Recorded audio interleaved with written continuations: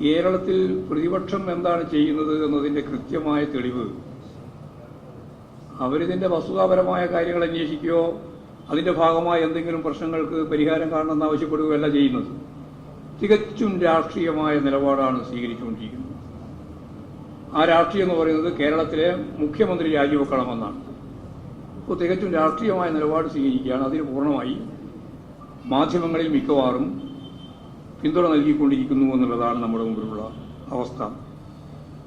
അപ്പോൾ കേരളത്തിൽ ഏത് തരത്തിലുള്ള പ്രശ്നങ്ങൾ ഉയർന്നു വന്നാലും മുഖ്യമന്ത്രിക്കും പാർട്ടിക്കുമെതിരായിട്ടുള്ള ഒരു കടന്നാക്രമത്തിൻ്റെ വേദിയായി അതിനൊക്കെ ഉപയോഗിക്കാനാണ് ഇപ്പോൾ ശ്രമിച്ചുകൊണ്ടിരിക്കുന്നത്.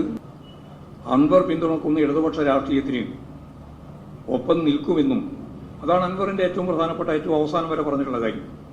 മുഖ്യമന്ത്രിയിൽ പൂർണ്ണ വിശ്വാസമുണ്ടെന്നും മുഖ്യമന്ത്രിയെ കണ്ട ശേഷം അൻവർ പ്രസ്താവിച്ചപ്പോൾ മാധ്യമങ്ങൾ അദ്ദേഹത്തെ ചിത്രീകരിച്ച് ഒറ്റ മിനിറ്റ് കൊണ്ട് ചിത്രീകരിച്ചുകൊണ്ടിരുന്ന ചിത്രത്തിൽ അങ്ങോട്ട് മാറ്റം വരുത്തിയിട്ട് അവിടെ ഒരു പുതിയ ജീവി താരതമ്യം ചെയ്യാനല്ലേ നിങ്ങളെല്ലാം പുറപ്പെട്ടത്? എത്ര വേഗമാണ് മാറുന്നത്! ആ മാറ്റമാണ് കേരളം കണ്ടത്. അപ്പോൾ അൻവർ തന്നെ പറഞ്ഞു ആ ജീവി അത്ര മോശമല്ല, എലി, അതാണല്ലോ നിങ്ങൾ ഊമിച്ചത്. അപ്പോൾ യഥാർത്ഥത്തിൽ കമ്മ്യൂണിസ്റ്റ് വിരുദ്ധത അങ്ങേ അറ്റം വരെ കൊണ്ടുപോയി അതിൻ്റെ ഭാഗമായിട്ട് അൻവറിനെ എങ്ങനെയാണ് ഉപയോഗിക്കാനാവുക എന്നുള്ളതാണ് മാധ്യമങ്ങളും അതുപോലെ തന്നെ ബൂർഷ്വാ പാർട്ടികളും യഥാർത്ഥത്തിൽ ശ്രമിച്ചുകൊണ്ടിരിക്കുന്നത്. ഇടതുപക്ഷ രാഷ്ട്രീയത്തോട് ചേർന്ന് നിന്നു കഴിഞ്ഞാൽ അയാൾ മോശക്കാരനാവുന്ന പ്രക്രിയയാണ് അൻവറിൻ്റെ ഇക്കാര്യത്തിലും അവർ ആവർത്തിച്ചിട്ടുള്ളത്.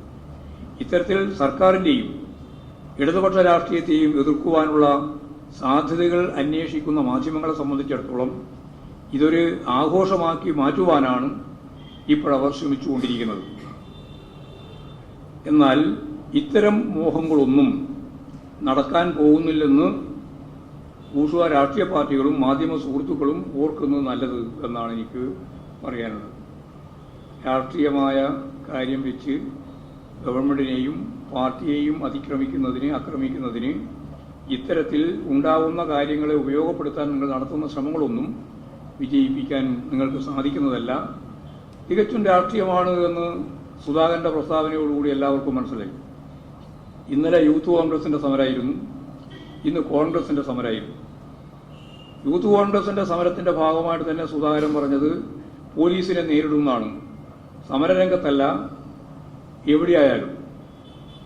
ഇതാ മറ്റോ ഡിവൈഎഫ്ഐക്കാരാണ് പറഞ്ഞിരുന്നതെങ്കിൽ നിങ്ങളുടെ മാധ്യമങ്ങൾ എന്തായിരുന്നു ഇന്നത്തെ വാർത്തയായിട്ട് വരിക?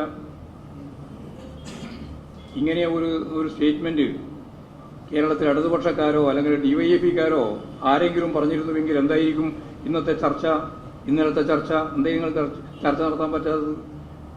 പോലീസിനെ ആക്രമിക്കും, നാട്ടിലായാലും ആക്രമിക്കും എന്ന് പറയുന്ന ഭരണഘടനാ വിരുദ്ധമായ നിലപാട് സ്വീകരിക്കുന്ന കോൺഗ്രസിന്റെ സംസ്ഥാന പ്രസിഡന്റിന്റെ ആഹ്വാനത്തെയും നിലപാടിനെയും നിങ്ങൾക്ക് എതിർക്കാൻ എന്തേ പറ്റാതിരിക്കുന്നത്?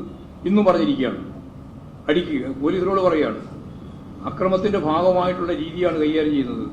അപ്പോൾ രാഷ്ട്രീയം മാത്രമല്ല, അക്രമ രാഷ്ട്രീയം കൈകാര്യം ചെയ്യാൻ വേണ്ടിയിട്ട് കോൺഗ്രസിന് കിട്ടിയ ഒരു അവസരമായിട്ടാണ് ഇതിനെ ഉപയോഗിച്ചിട്ടുള്ളത് എന്നുള്ളതാണ് അത് സംബന്ധിച്ച് പറയാനുള്ള കാര്യം.